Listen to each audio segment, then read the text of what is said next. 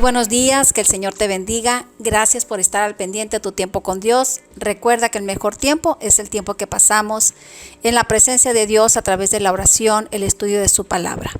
Gracias, Señor Jesús, por esta oportunidad de vida. Gracias por las bendiciones que tú ya reservaste para nosotros el día de hoy.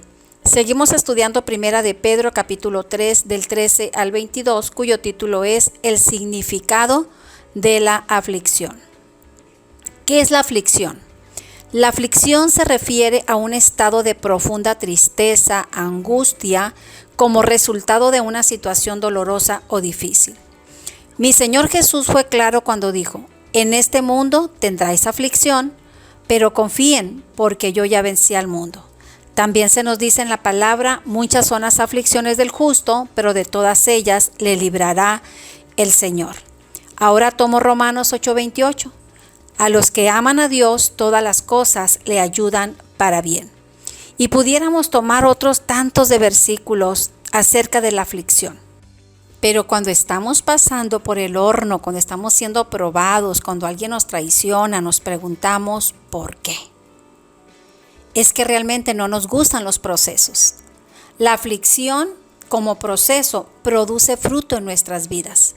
En Isaías capítulo 53 dice que Él vio el fruto de su aflicción y quedó satisfecho. Cuando nosotros aprendemos de los procesos, podemos ser fuente de bendición para otros que están padeciendo, y nuestra experiencia puede animarles a no rendirse, pues aún en las aflicciones pueden estas convertirse en bendiciones.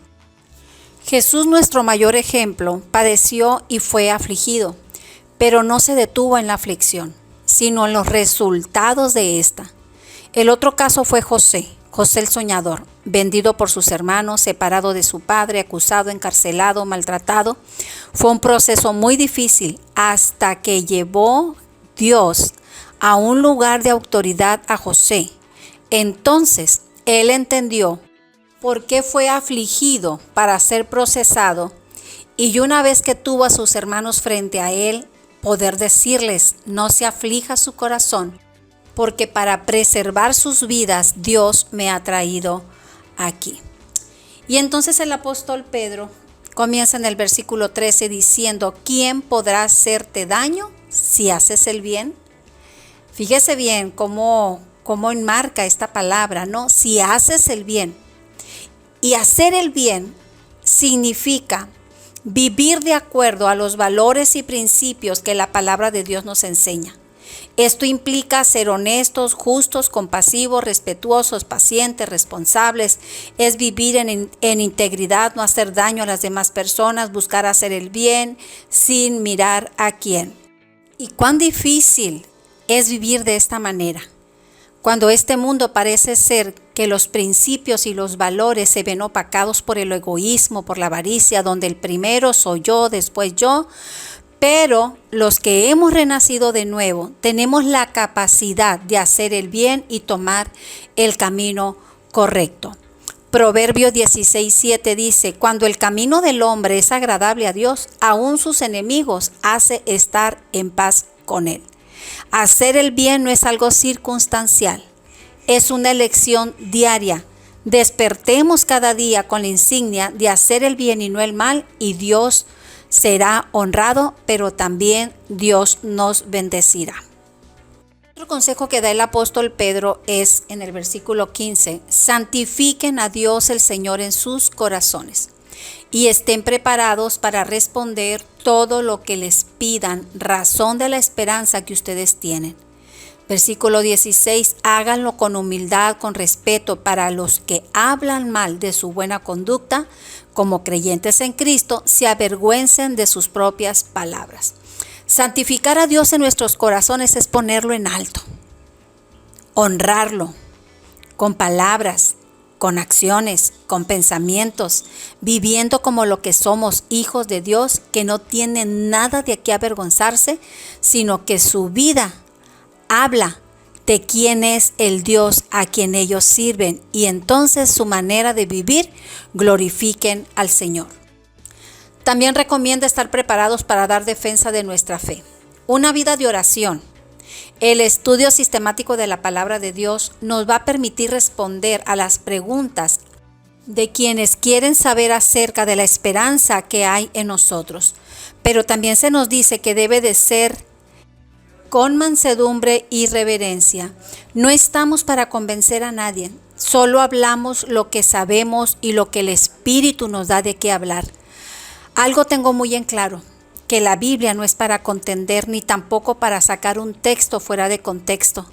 Es increíble cómo nosotros mismos los cristianos discutimos por doctrinas, por costumbres y no nos unimos para llevar el evangelio a las personas que gritan por ayuda. Versículo 17. Es mejor padecer haciendo el bien que haciendo el mal. Este versículo encaja bien cuando alguien se pregunta, ¿por qué Dios permite que los que hacen bien sufran? Pues no dice que Dios manda el mal, pero sí lo permite.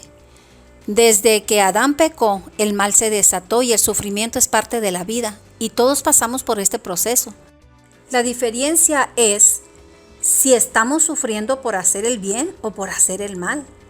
Pero si confiamos en Dios, sabemos que todo obra para nuestro favor, que en el dolor nosotros podemos encontrar fortaleza y consuelo de parte de Dios.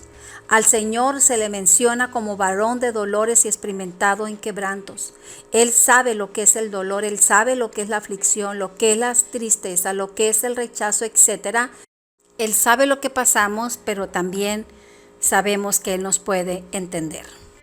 ¿Por qué te digo esto? Porque el versículo 18 dice que Cristo padeció una vez por los pecados. Dice, para poder llevarnos a Dios. Ahora mi Señor Jesucristo, su función como sumo sacerdote, como el gran sumo sacerdote, intercede por nosotros en los momentos difíciles de nuestra vida, cuando pasamos por aflicción, cuando estamos en los procesos.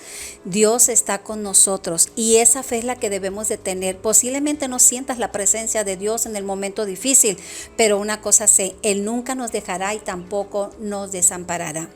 Y los versículos siguientes del 18 al 21, pues son versículos que a los comentaristas pues lo han explicado de diferentes formas. Bueno, vamos a leerlo. Dice que el Señor descendió y predicó a los espíritus encarcelados y enfatiza que en otro tiempo desobedecieron.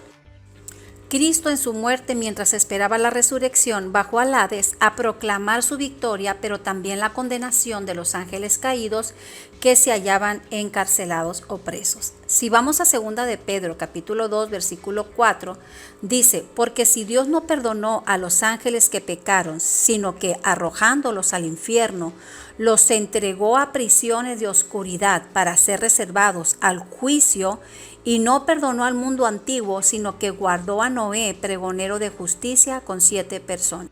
¿Y qué le parece el versículo 6 de San Judas cuando dice, y los ángeles que no guardaron su dignidad, sino que abandonaron su propia morada, los ha guardado bajo oscuridad en prisiones eternas para el juicio del gran día? Esto nos habla de una clara advertencia de que Dios juzga el pecado y preserva a sus hijos, aquellos que han obedecido a la voz de su palabra. Y pues para finalizar, qué confianza y qué paz nos da saber que nuestro Señor ha subido al cielo y está a la diestra de Dios, y a Él se le sujetan los ángeles, autoridades y potestades. Y sobre todo como gran sumo sacerdote que intercede por nosotros de día y de noche. Solamente nos queda decir gracias, gracias Señor, y ayúdanos a ser perseverantes y a nunca abandonar este camino. En el nombre de Jesús, amén. Iglesia Cristiana Visión Nueva Culiacán y La Palma te bendicen. Gracias por escucharnos. Nos vemos el día de mañana. Y recuerda que no hay mejor tiempo que tu tiempo con Dios. Dios te bendiga.